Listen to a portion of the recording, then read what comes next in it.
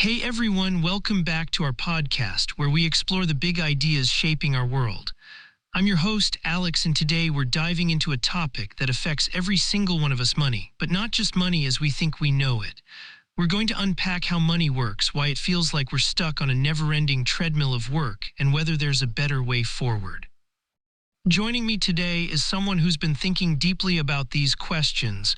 Meet Jordan, an independent researcher and writer who specializes in economics, history, and systems thinking. Welcome, Jordan. Thanks for having me, Alex. Excited to dive into this. It's such a juicy topic. All right, let's start with something simple but provocative. You've said before that modern economies are kind of like a game of Monopoly. What do you mean by that? Oh, great question. Think about it. In Monopoly, the paper money is fake, right? It's just slips of paper, but everyone agrees they're valuable because the rules say so. And the game works smoothly because it's transparent. You can see all the money moving around the board. You know when someone gets paid or penalized. There's no hidden agenda. Everything happens out in the open. Now compare that to real life. Most people don't understand how money actually works. They trust banks, governments, or economists to handle it for them. But unlike Monopoly, the rules of our monetary system aren't clear.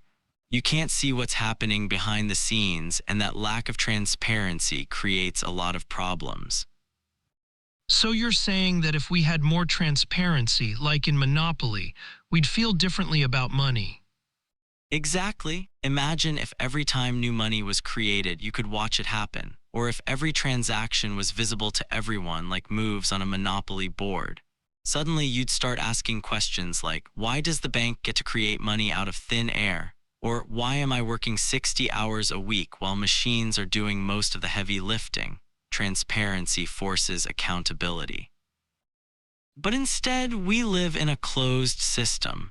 The average person has no idea how central banks operate or where their tax dollars really go. And because they can't see the inner workings, they assume it's fair, even though deep down, many suspect it is. That's fascinating. So okay, let's zoom out a bit.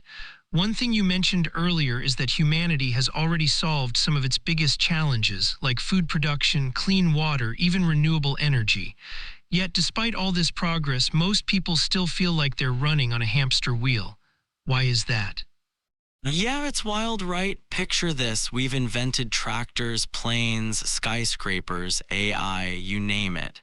Technically, we should be living in an age of abundance, but instead, we're told we need to keep grinding, keep hustling, keep producing. Why? Part of the answer lies in how the economy is structured. It's designed to extract value, not distribute it. Think of it like a beekeeper taking honey from a hive. The bees work tirelessly to gather nectar, but the beekeeper always takes the honey, leaving just enough to keep the colony alive and productive. In our case, the beekeepers are the systems of power that control resources and money. They keep us busy chasing paychecks, paying rent, and buying stuff we don't really need. Meanwhile, the wealth generated by technology and innovation flows upward, concentrating in fewer and fewer hands. Wow, that's a powerful analogy. But here's the thing. A lot of people might hear that and say, well, yeah, but someone has to pay for all those tractors and planes and skyscrapers. How do you respond to that? Totally valid point. Building infrastructure does cost resources, at least initially. But once it's built, the marginal cost of using it drops dramatically. Take the example of a well. Digging it requires effort, tools, maybe even advanced machinery. But once it's dug, the water flows freely. Should people have to keep paying for that water? No, because the resources needed to maintain the well are minimal compared to the initial investment. Yet, in our current system, we're conditioned to believe that everything must be paid for repeatedly. That's partly because the economy runs on scarcity. It needs us to keep consuming and working to sustain itself. If we stopped, the whole system would collapse. Okay, but let's get practical here.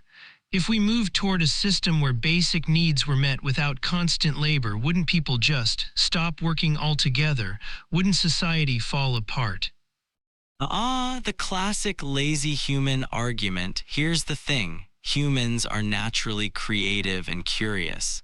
Even if we didn't have to work for survival, most of us would still want to contribute in some way, whether through art, science, community projects, or entrepreneurship. Look at retirees, for example. Many of them stay active and engaged, volunteering, traveling, or pursuing hobbies. They don't just sit around doing nothing. The same would happen if we redesigned the economy to prioritize well-being over profit.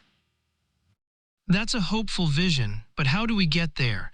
People seem pretty attached to the idea that hard work equals virtue. You're absolutely right, it's a cultural mindset. For centuries, we've equated suffering with morality. But here's the good news, mindsets can change. Look at how quickly society shifted on issues like smoking or marriage equality. Once people realize that the old ways no longer serve them, they begin to demand something better. The first step is education. We need to demystify money and economics. People need to understand that the rules of the economy aren't laws of nature, they're human-made constructs. And once they see that, they'll start asking tougher questions like, why does my paycheck depend on a system that doesn't reflect the reality of abundance? I love that. It's empowering to think that we have the power to redefine the rules. Before we wrap up, any final thoughts for our listeners?